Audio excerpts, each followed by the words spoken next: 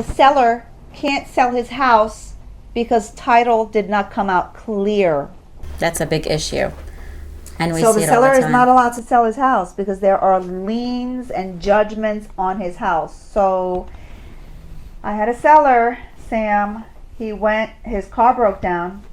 He went to the mechanic and it cost him $6,000. It was, I don't know, something wrong with the transmission or whatever.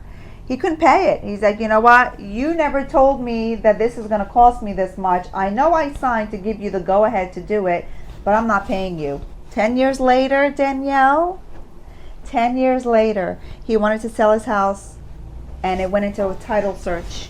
And that came up Why though? because it became a judgment. What does that have anything to do with him selling his house? Well, the mechanic wanted his money, and when he didn't get his money, he reported this as a judgment on that person. And now it showed up on title, and he cannot sell it unless he pays it in full. So the mechanic, that company that worked on his car, went where to put this judgment on his house? Where do you go to do this? Well, they file a lawsuit in the county court. In the county clerk. They file it. They go to the county and say, I want to file a lawsuit against this person.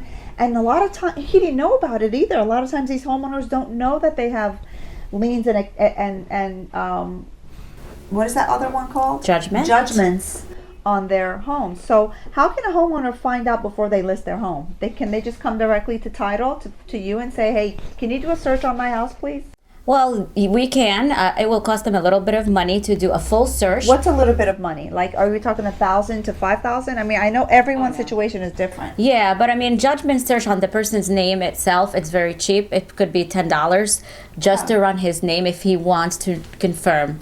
Okay, understood. So it could be, $10 to 50 to 1,000 to. It all depends on how intense the search needs to be. Understood.